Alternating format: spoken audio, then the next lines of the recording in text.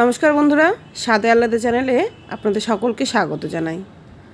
আজকে সম্পূর্ণ নিরামিষ একটি রেসিপি নিয়ে আমি হাজির হয়েছি আপনাদের সামনে। দেখুন, আজকে পনিরের একটি রেসিপি শেয়ার করব। রেসিপি সম্পূর্ণ দেখার জন্য আপনাদের সকলকে অনুরোধ রইল। আজকের এই রেসিপিতে কি কি লাগছে চলুন দেখে নেওয়া যাক। এখানে রয়েছে কিছু রোস্টেড কাজু। খুব সামান্য একটু তেলে আমি কাজুগুলোকে একটু হালকা রোস্ট করে নিয়েছি। একটা বড় সাইজের টমেটো আমি পেস্ট করে নিয়েছি। 1 কাপ মতন নিয়েছি টক দই, আর নিয়েছি বেসন। দেখুন, এখানে আমি 2 চামচ মতন বেসন নিয়েছি।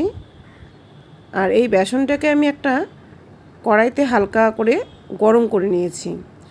কড়াইটাকে গরম করে নেওয়ার পরে গ্যাসের ফ্লেমটা অফ করে দিয়েছি, আর ওই হালকা গরম কড়াইতে 2 সেকেন্ডের জন্য বেসনটাকে নাড়াচাড়া করে নিয়েছি। আর যেহেতু পনিরের রেসিপি, তো পনির তো অবশ্যই লাগবে। পনিরটাকে আমি একটু ম্যারিনেট করে রেখে দেবো কিছুক্ষণ। আর ম্যারিনেশনের জন্য এখানে দিয়ে দিচ্ছি সামান্য একটু নুন, হলুদ, আর দিয়ে দেব খুবই সামান্য একটু লঙ্কার গুঁড়ো। নুন, হলুদ আর লঙ্কার গুঁড়ো দিয়ে পনিরটাকে আমি ম্যারিনেট করে মিনিট 15-র জন্য রেখে দেব। আর এই 15 মিনিটে আমি এই রান্নাটার জন্য বাকি যা প্রিপারেশন করা দরকার সেগুলো সব রেডি করে নেব। মোটামুটি এখানে সব কিছুই তৈরি রয়েছে। এবার একটা স্পেশাল মশলা করার পালা। আর মশলাটা হলো কাজু আর দইয়ের মিশ্রণ। রোস্টেড কাজুটাকে প্রথমে আমি মিক্সারে গুঁড়ো করে নিয়েছি, আর তারপরে তার মধ্যে দিয়েছি টক দই আর 2টো কাঁচা লঙ্কা। সব কিছু একসাথে আমি মিক্সিতে পেস্ট করে নিয়েছি। এবার চলে আসছি মূল রান্নায়। তো রান্না করার জন্য গ্যাস বার্নারের উপর কড়াই বসিয়েছি, আর কড়াইতে দিয়ে দিলাম সাদা তেল। তেলের সাথে আপনারা একটু ঘি বা বাটারও ব্যবহার করতে পারেন। তো তেল গরম করে নিয়ে আমি ম্যারিনেট করা যে পনিরটা ছিল সেই পনিরগুলো গরম তেলের মধ্যে দিয়ে উল্টে পাল্টে লাল করে ভেজে নেব। মোটামুটি আমি এখানে 300 গ্রাম মতন পনির নিয়েছি। আপনারা আপনাদের যতটুকু পরিমাণ লাগবে ততটুকু ব্যবহার করবেন। আর এই পনিরটা কিন্তু বাজার থেকে কেনা, বাড়ির তৈরি নয়। পনির যখন বাজার থেকে কিনবেন তখন অবশ্যই কিন্তু একটু চেক করে নেবেন যে পনিরটা টাটকা কিনা। আর যদি মনে হয় যে পনিরটা বাসি রয়েছে, তাহলে সেক্ষেত্রে পনিরটাকে গরম জলে 10 মিনিট মতন ডুবিয়ে রাখবেন, দেখবেন অনেকটাই ফ্রেশ হয়ে যাবে পনিরগুলো ভেজে তুলে নিয়েছি। এখন বাকি যে তেল রয়েছে তাতে আমি আরও 1 চামচ মতন সাদা তেল দিয়ে দিচ্ছি। এখানেও কিন্তু আপনারা চাইলে তেলের সাথে বাটার বা ঘি ব্যবহার করতে পারতেন। তেল গরম হয়ে গেছে। এখন এর মধ্যে আমি ফোড়নে দিচ্ছি গোটা গরম মশলা। তার মধ্যে রয়েছে 2টো এলাচ, 2টো লবঙ্গ আর 2টো দারচিনি। লবঙ্গ, এলাচটাকে আর দারচিনিটাকে দেওয়ার পরে আমি এখানে দিয়ে দিচ্ছি 1/2 চামচের মতন গোটা জিরে। এলাচের মুখটা কিন্তু আমি হালকা ফাটিয়ে নিয়েছি, এতে করে ফ্লেভারটা কিন্তু অনেক বেশি ভালো আসে। এবার আমি দিয়ে দিচ্ছি টমেটোর পেস্ট। একটা বড় সাইজের টমেটো আমি মিক্সিতে খুব ভালো করে পেস্ট করে নিয়েছি। আর এই টমেটোর মিশ্রণটা দিয়ে আমি এখন এটাকে খুব ভালো করে নাড়াচাড়া করে নেব। আর এর মধ্যে আমি এখন দিয়ে দিব 1 চামচের মতন আদা বাটা। আপনারা চাইলে টমেটোর সাথে আদা কুচি আর 2টো কাঁচা লঙ্কা একসাথে পেস্ট করেও ব্যবহার করতে পারতেন। এবার আদা বাটাটাকে টমেটোর সাথে খুব ভালো করে আমি মিশিয়ে নিচ্ছি। দেখুন, টমেটোর পেস্টটা কিন্তু অনেকটা ঠিক হয়ে এসছে। এবার আমি এর মধ্যে দিয়ে দিচ্ছি 2 চামচ মতন জিরের গুঁড়ো। যে চামচ দিয়ে আমি আদা বাটা দিয়েছিলাম সেই একই চামচ দিয়ে আমি এখানে 2 চামচের মতন জিরের গুঁড়ো দিয়ে দিলাম। স্বাদ অনুসারে দিয়ে দেব লবণ, হলুদ, আর দিয়ে দেব লঙ্কার গুঁড়ো।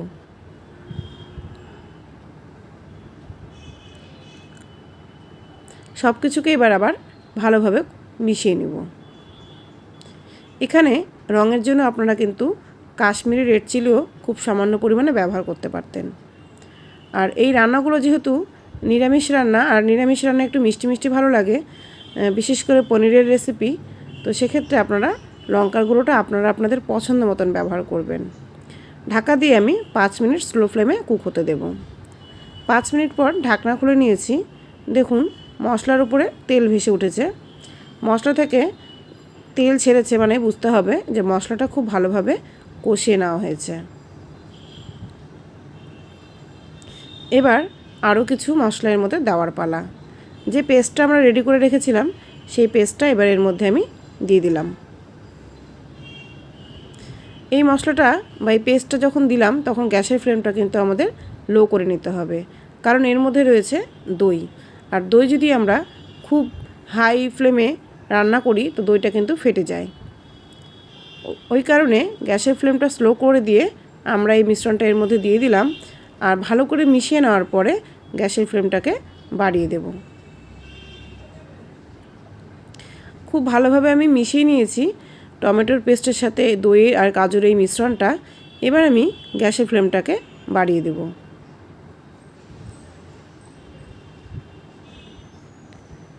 মশলাটার মধ্যে যেহেতু কাজুর পেস্ট রয়েছে তাই এটাকে কিন্তু ক্রমাগত নেড়ে যেতে হবে, নইলে কিন্তু কাজুটা কড়াইয়ের নিচে লেগে গিয়ে রান্নাটা নষ্ট হয়ে যেতে পারে। তো এটাকে কিন্তু ক্রমাগত নেড়ে যেতে হবে। বাটিটা ধুয়ে খুব সামান্য একটু জল এখানে আমি দিয়ে দিলাম। আবারও আমি এটাকে খুন্তি দিয়ে ভালো মতো নেড়ে নেব। যে কোনো রান্নাতে মশলা কষানোটা কিন্তু খুবই গুরুত্বপূর্ণ। মশলা আপনি যত ভালো করে কষাবেন আপনার রান্নার স্বাদও কিন্তু ততটাই বাড়বে। মোটামুটি 2 চামচের মতন এখানে আমি চিনি ব্যবহার করলাম। চিনির পরিবর্তে আপনারা কিন্তু মধুও ব্যবহার করতে পারতেন। মধু ব্যবহার করলে রান্নার গ্লসিনেসটা বা শাইনি ব্যাপারটা কিন্তু অনেক বেশি ভালো হয়। চিনিটাকেও খুব ভালো করে আমি মিশিয়ে নিচ্ছি মশলাটার সাথে। দেখুন মশলাটা ফুটতে শুরু করেছে। এই পর্যায়ে অবশ্যই গ্যাসের ফ্লেমটা লো টু মিডিয়াম হিটে রাখবেন। বেশি হিটে রান্না করতে গেলে মশলাটা কিন্তু বেশি ছিটকবে আর এর ফলে মুখে বা হাতে গায়ে লেগে যেতে পারে।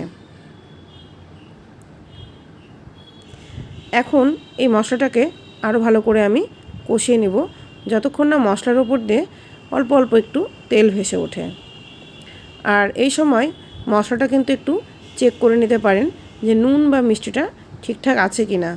যদিও পরে আমরা একটু জল ব্যবহার করব, তখন আবার একটু চেক করে নিতে হবে আমাদের যে মশলা বা গ্রেভির টেস্টটা পারফেক্ট এসেছে কি না।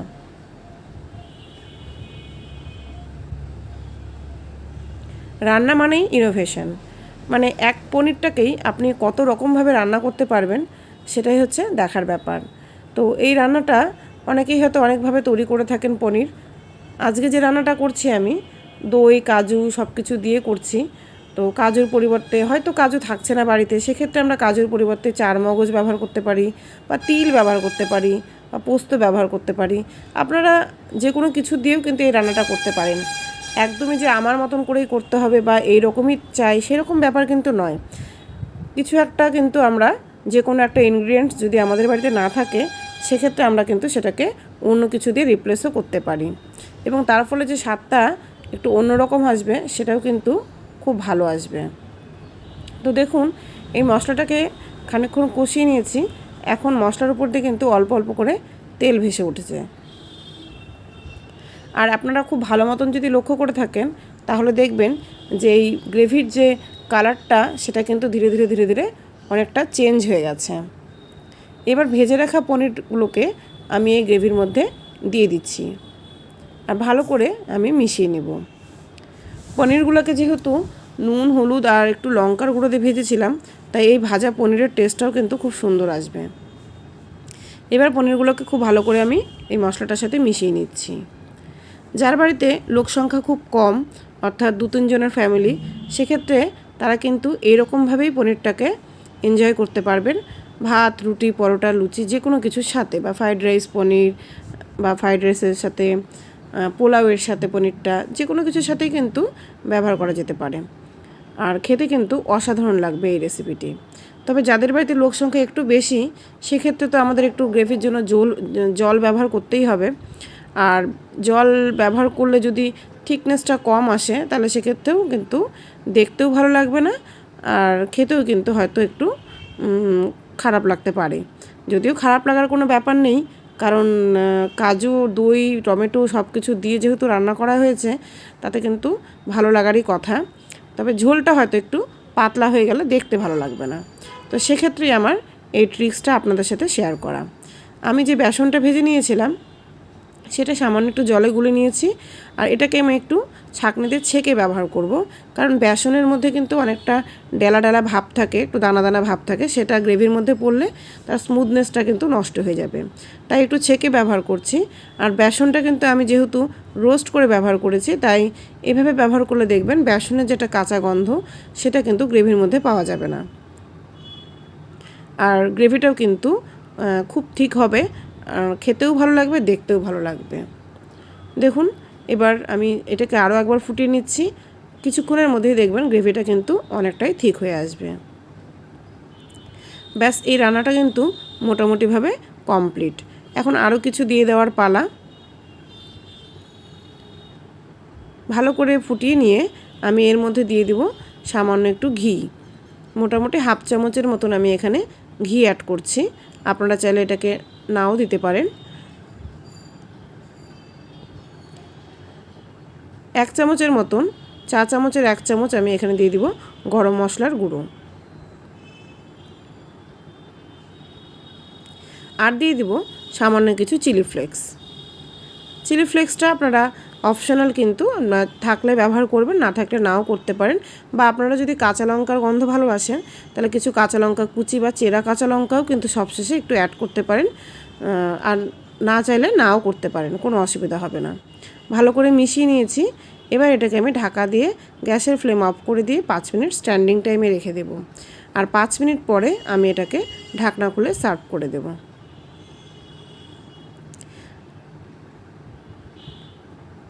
মিনিট 5 পর ফিরে এলাম। এবার ঢাকনাটা খুলে দিয়েছি। এখন এটাকে আমি একটা বাটিতে সার্ভ করে নেব।